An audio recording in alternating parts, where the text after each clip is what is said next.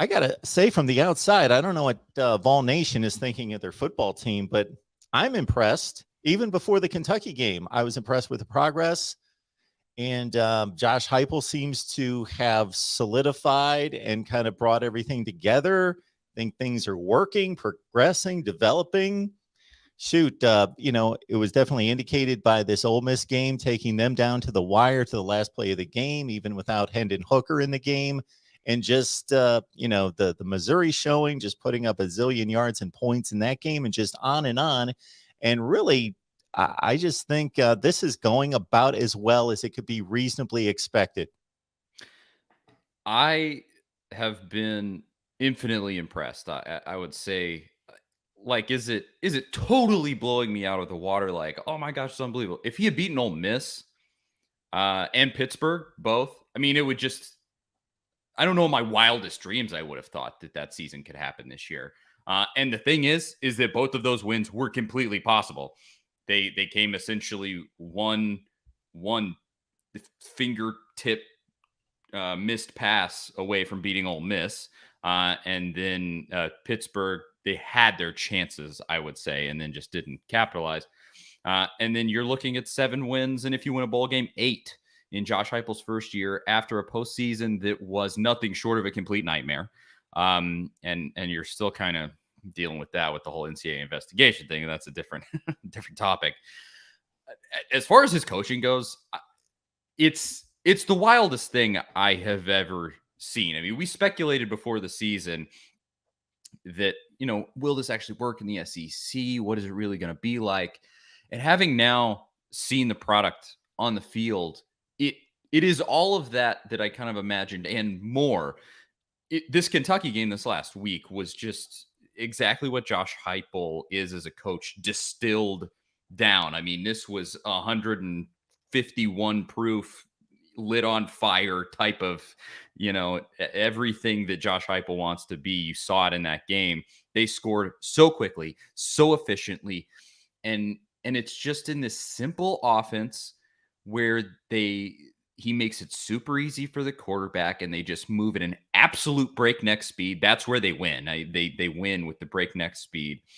And I mean, even Heupel after that game, he was like, I don't know that I've ever had a game where we held the ball for that short of an amount of time. I mean, I think it was less than 14 minutes of possession.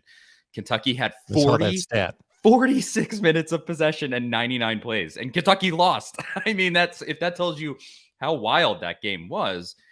And is it sustainable long term? Will it work even better with better players? That's kind of the questions now, because clearly it works. I mean, it's a top 20 win on the road in the SEC that you just had. You beat a team that beat Florida. You beat a team that beat LSU. That's great. And for this to be the launching point for Heupel is incredible. I just think, obviously, to me, long term, it all comes down to recruiting.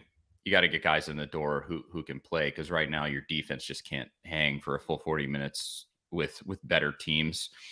But outside of that, it's hard to ask for a whole lot more. And wins over Ole Miss and Pittsburgh would have just been absolute cherries on top of what we've gotten, because I was expecting 6 wins, and now it's essentially, barring catastrophic injuries, it's going to be at least 7. So I mean, it's been a blast so far. So with Heupel, is it all about just the offense? And so he's come to campus, he's implemented this offense, he's got this warp speed attack, and this is devastating certain type defenses, and they're winning games because of it, and fairly impressively in losses, as we just mentioned, compared to what we expected? Or is there more to him as a coach in terms of what he's doing for this team in this program? That's what I've been trying to figure out. And this Kentucky game, I think, showed at least some of what you're asking there. So, like, there was a situation late in the third quarter, and by late I mean like the last 30 seconds of the third quarter. Tennessee had the football. Their defense was just getting annihilated in that game. I mean, they couldn't stop anything to save their life. and except for a pick six. They got a pick six and they ended up winning the game. So, irony of ironies there. But I mean, they just couldn't stop anything. They obviously on the field for 46 minutes and 99 plays. It's just insane. I mean, that's completely unheard of. When does that ever happen? And Heupel, they had a nice drive going. It comes to third down, and they had the chance to let the clock run out on the quarter. He could have just let the clock run down. You get a nice little extended rest for your defense rather than just putting them right back out there. If you don't convert on the third down, and then potentially you either punt. He ended up going for it on fourth down and not getting it. But like, you could have just let the quarter run out, let it go, get extra rest, take a second, just take a breather. Like, you're on a nice drive, and you were doing whatever you wanted against Kentucky, whether the pace was happening or not. They were getting whatever they wanted. And he just went. It was clear. There wasn't even like a second thought. He just went. And before the third quarter was even out, this was in the last 30 seconds of the quarter. And before the quarter was out, he had turned the ball over on downs there and given it back to Kentucky. Like, there is just no consideration, it seems like, for anything like that. Like, he's sticking to the plan. This is what we win with. This is what we will do. And we're going to do it at 100%, no matter what. And so it makes me a little uncomfortable, because I think you're living on a razor's edge doing that. I can't lie. It scares me for games against better teams that are going to capitalize on any mistakes you make. I mean, you just look, it got out of hand at the end of the Alabama game. You hung with them because of your efficient offense for basically 3 full quarters. Tennessee hung with Alabama, and then that fourth quarter, it just snowballed super quickly, and they ended up losing. I mean, Alabama covered like 26 points or something. Yeah. And so it can get out of hand so quickly. So you living on a razor's edge, but when it works, you win a top 20 game on the road in the SEC. So it's pretty fascinating, just as a study in college football philosophy. He is on the leading edge of sort of the new age of college football. That's really fun and really cool and nice to see, and so nice to have after Jeremy Pruitt and the garbage that he put out there on offense. But I mean, is it sustainable long term? I think if you get better players in, it will be. But it feels gimmicky. I would put it that way. Well, I don't know. I'll be interested to see how it turns out long term. I don't want to get too low on it. I mean, he's having a season that I never thought that even he would have. So I can't complain that much. I don't know. It's a little conflicting, but at the same time, I'm having a good time. We got Charlie Burris on the line from Big Orange Podcast. Also catch him on Big Orange Game Day. That's on A to Z Sports. And Charlie breaking down Tennessee football at 5-4, coming off a big win against Kentucky, 45-42. Because, yeah, on one side of this, you can say Mike Leach has come into the SEC. LSU completely revamped and retooled its offense a couple years ago, and I think that worked out pretty well, like 60 touchdown passes from Joe Burrow and a national championship. This is not the same SEC. This is not your father's SEC. So there are different offensive minds coming into the league, changing things and doing innovative things. So he is just another different version of that. So it's working elsewhere, and so far it's working for him. So that would be my argument that, yes, this is sustainable. On the other hand, yeah, in situations where, let's go the unthinkable route, they're up 21-3 on Georgia, and where just simple math tells you, okay, you need to be able to adjust to time and score because you don't want to run 80 plays the rest of the game or whatever, or you don't want to hand the ball over to them in 42 seconds. You want to be able to squeeze the clock and squeeze the game down to win this thing. So this kind of happened against South Carolina. I mean, South Carolina, yeah, they beat Florida by 30 this weekend. They're not very good, though. If that says anything about Florida and what's happening with Dan Mullen there, yikes, I don't know. But I mean, Tennessee beat South Carolina.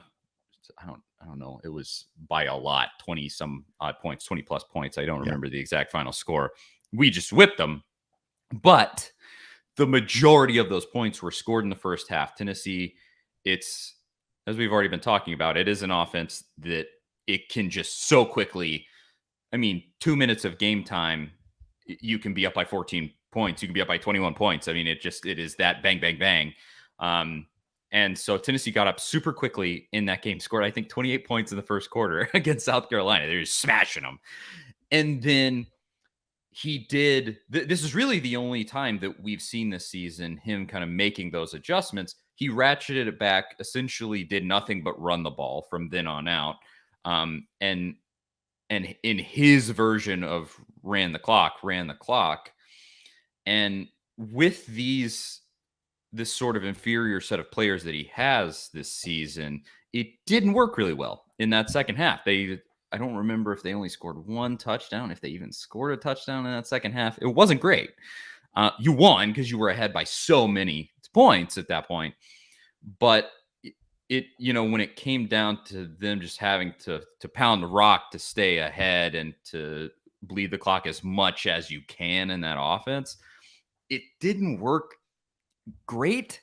And so I do think that's a situation where I go with better players where you can just impose your will with the running game.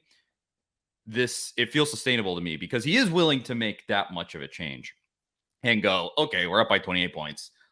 Let's take a second and we'll run the ball, try to run down the clock a little bit.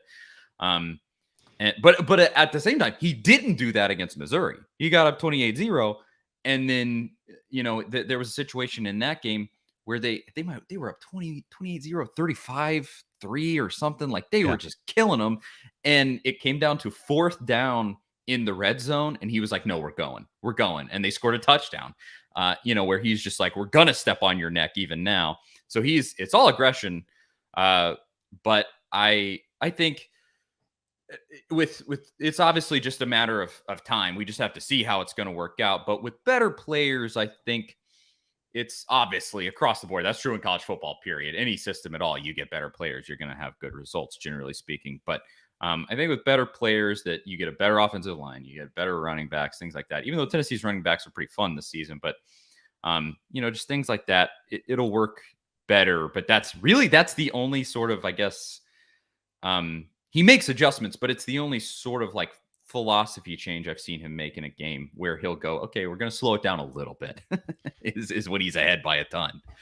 Charlie, if those 28-0 leads in the first quarter against Mizzou and South Carolina, and I'm generally speaking, so nobody come at me, I remember both games, but yeah, they weren't exactly 28-0 at the end of the first quarter. I think one was, the other was something in that range. Yeah, 35-3 at half. Mm-hmm. If either one of those games would have become more of a nail biter, like one of those where you're up by 5 touchdowns early, and then you go, like a lot of teams do, into a shell, and at the end of the game, it's 42-34, and you're white knuckling it, and you just kind of survived and got to the final score, then I would tend to think that maybe he needs to adjust some things, but they won these comfortably. And I think if you look across the country at teams that score 28 or 35 points in the first half, they generally don't score that much in the second half. It's just, I don't know if the players kind of just put it in cruise control. I think it's a combination of a lot of things. So I wouldn't be too concerned about that because they were still 25 and 28 point wins. It was kind of funny after the fact. Shane Beamer is like a character. I don't know what you think of it, but after that game, he said, he was like something along the lines of, that game, just one play, and I think we could have really been in that game. And I was like, Shane, what are you talking about? You're not. I mean, I think that was the 25-point win. And Missouri was a 28-point win. But just a funny little thing from that game that I remember. Like, it felt that way, maybe, but like, let's be realistic here. Sounds like some media member needed to remind him. You can only score 6 points at a time. Exactly. There's not a 25-point play out there. You can't do that. Yeah.